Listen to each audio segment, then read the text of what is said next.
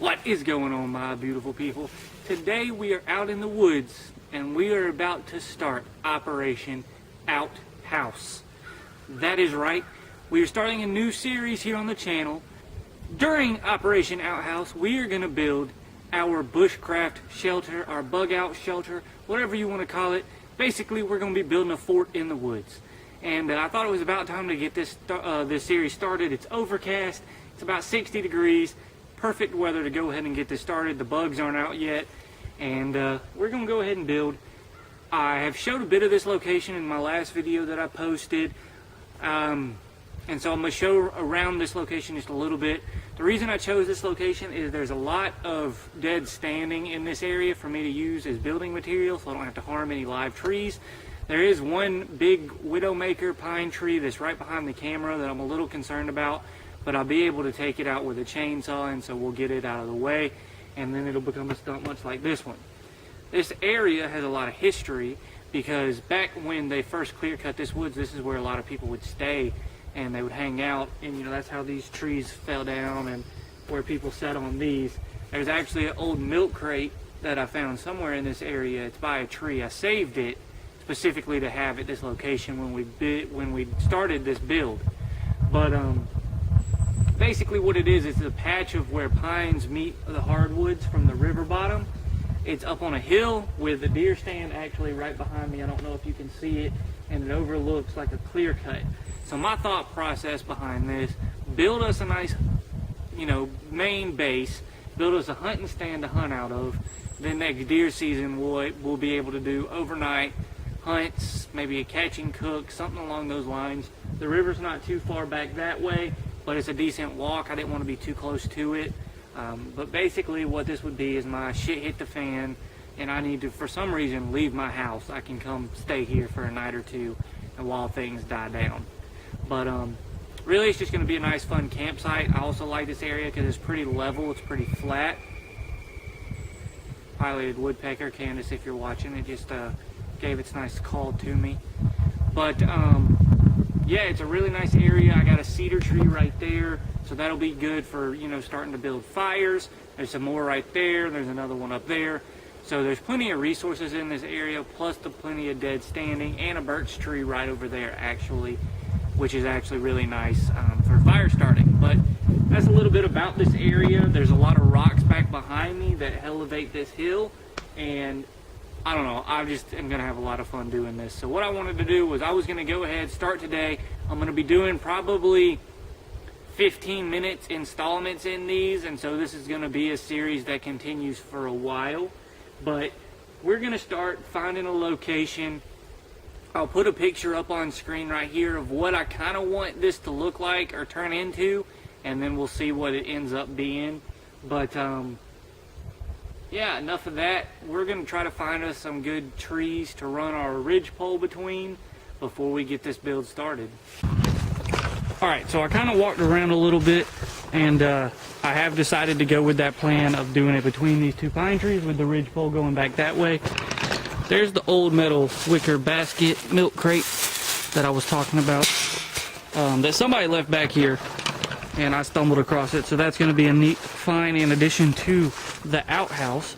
But I wanted to show you over here, this is the ridgepole that we're going to use.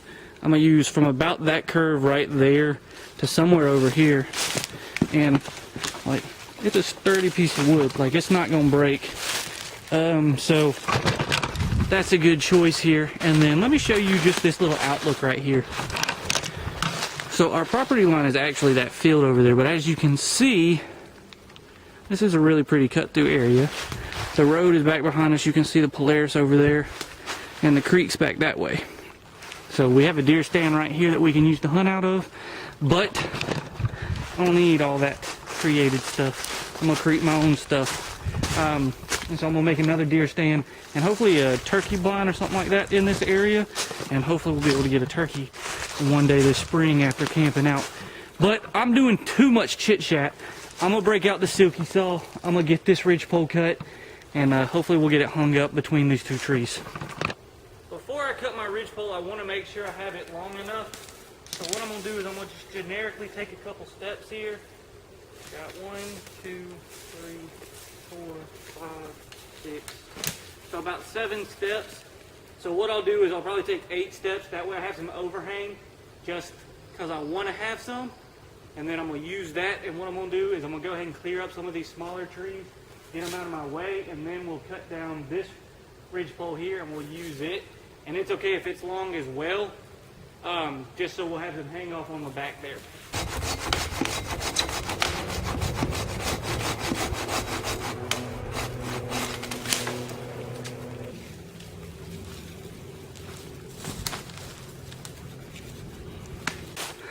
While in the process of moving my ridgepole,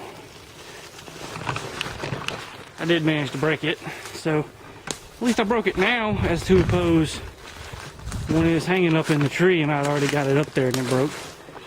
So now we're going to go to plan 2, which is take a break and evaluate. Drink some water. And look around for a good piece of dead standing. Let me adjust y'all a little bit. And look for a good piece of dead standing to utilize. There's a big dead piece right in front of me, actually, that is oak. And since it's still standing, that would tend to make me believe it's going to hold up a little better. Now, if it will or not, yet to be determined.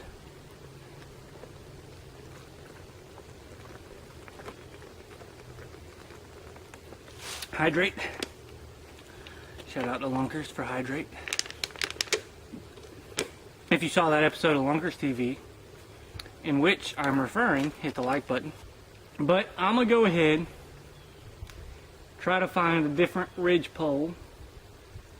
There's plenty of dead trees around to use. I should have just done that to start with. But I was trying to take the easy way, which is not always the best way. So I'm going to cut down one of these dead standing trees, and hopefully we'll make it work. So I chopped down, well, sawed down this piece of tree right here, and the top 8 foot of it broke off. When it started to fall, I heard in the top part, and it fell off. So now my tree is about 6 steps instead of 7, and I really don't think it's going to fit between those two. I gotta try to find another tree and chop down yet another tree and hope that this one works. But I figured I'd bring you guys along so you could watch the struggle that is me trying to do this at the moment. So I'm gonna look around for a dead standing tree that is plenty long enough, and probably just get back to you when we're putting it up. So I thought I would put it over here just to see, and there's one side, you know, missing about 3 inches, and there's the other side. So it's about, all in all, 2 to 3 foot too short. But it's okay. It's alright. It is perfectly fine. Just spent some time cutting that tree down. It's no big deal. I'm not a little upset at all. I'm gonna look for another tree, and I'll get back to you when I have it in the appropriate location.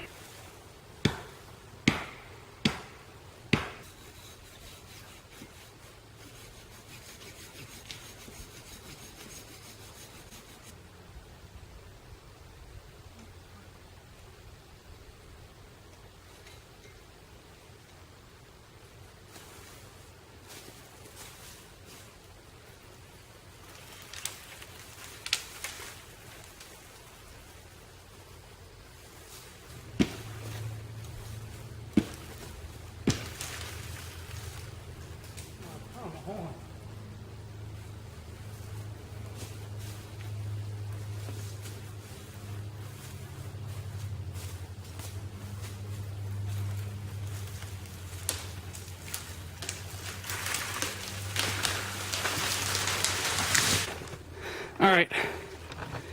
So we got the tree down. It took way longer than it's supposed to. And I actually got somewhere I was supposed to be about 30 minutes ago, but I wasn't going to leave that tree standing.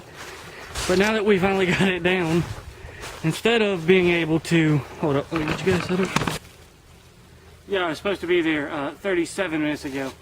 So instead of actually getting to put that ridgepole up today, we're going to have to leave that where it is and then come back hopefully tomorrow and get that up, and I'll be able to make a video tomorrow getting the ridgepole up, as well as maybe that back pole, and maybe start on the walls, maybe, because I'm going to try to keep these videos shorter. That way I know a lot of people don't have time to sit there and watch a 30-45 minute video, but you might have time to watch a 10-15 minute video.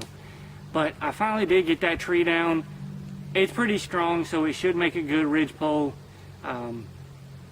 It's not the closest to the shelter, not that far away though. It shouldn't take me too long to get it cleaned up and moved over to the shelter. But that's the job for tomorrow, because I got somewhere I got to be. So I'm going to pack up.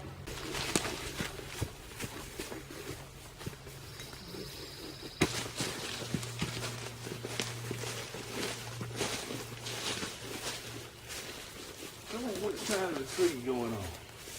This side.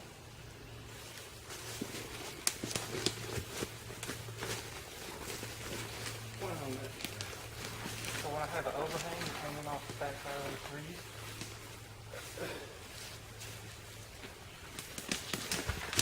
Well, set your end down. It's coming. You come tie this. You ain't got no rope. I'm just standing here.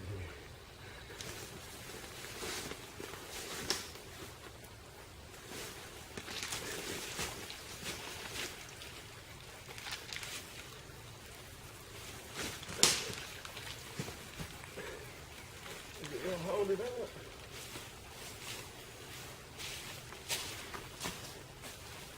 Yeah.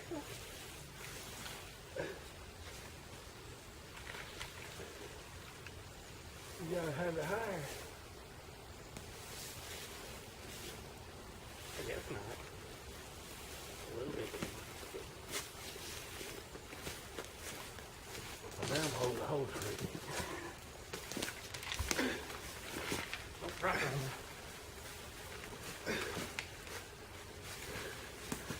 Let me put the fire in.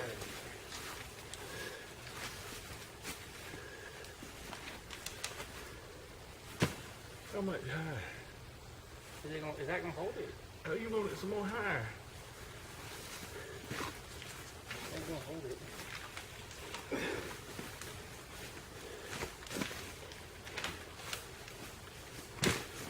That's good enough high.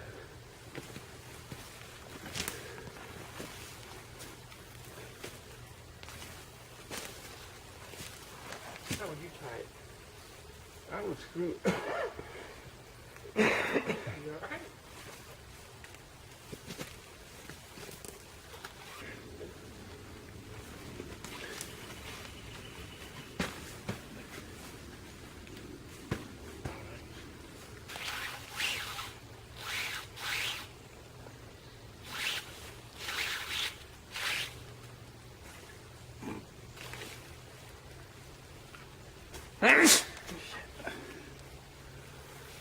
What?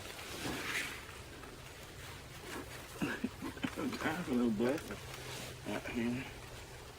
It's been a storm. You ain't got no shelter built. We're gonna be wet. We're all gonna be wet if it starts to rain on us right now. I got a tarp. Let's bring it up real quick. Look at that cedar tree right there that we found.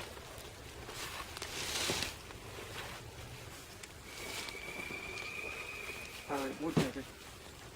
That's Candace's bird.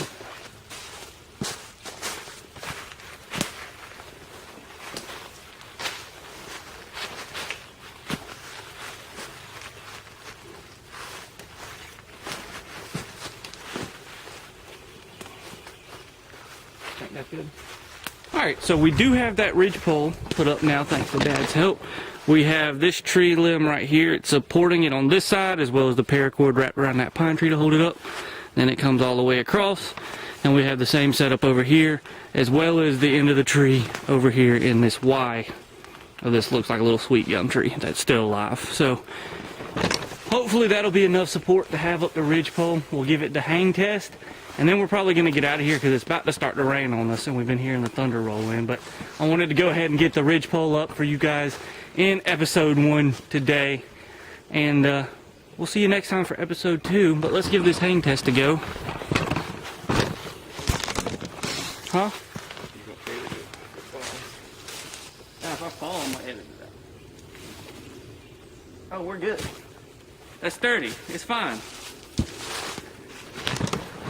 No problems. Dad, you want to give it the hang test? If it holds you up, that's the true tell. Give it the hang test, Dad. Do it for the people.